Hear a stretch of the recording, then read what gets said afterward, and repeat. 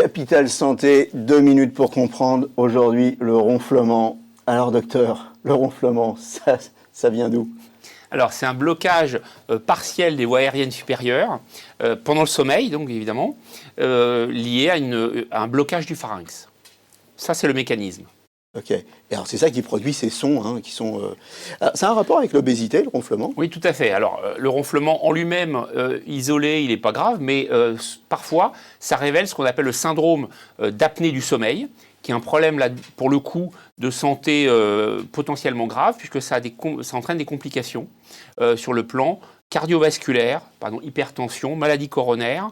Ça entraîne des conséquences neurologiques, troubles de la mémoire et psychiatriques. Comment on fait la différence entre un ronflement anodin, qui est simplement sonore et c'est un peu embêtant, et puis le ronflement, l'apnée du sommeil?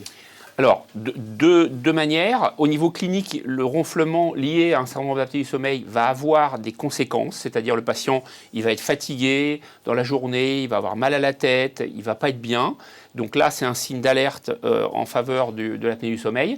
Et donc, quand on a cette suspicion-là, il faut faire un enregistrement polygraphique du sommeil, c'est-à-dire qu'on va enregistrer le sommeil du patient et voir s'il s'arrête de respirer, en fait, tout simplement pendant son sommeil. D'accord. Et donc, il y a des traitements? Et il y a des traitements. Donc, les traitements, ce sont la perte de poids, vous en parliez tout à l'heure. Il faut maigrir, donc quand on est en surpoids ou en obésité. Il faut éviter les psychotropes, les hypnotiques, benzodiazépines, etc. Il faut éviter l'alcool et les repas abondants le soir. Et donc, si ces mesures diététiques ne suffisent pas, à ce moment-là, il faut appareiller le patient et lui mettre un appareil qui va entraîner une pression positive et empêcher qu'il arrête de respirer la nuit. Voilà, bonne nuit et à bientôt.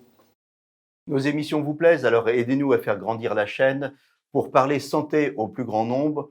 Partagez, likez, abonnez-vous.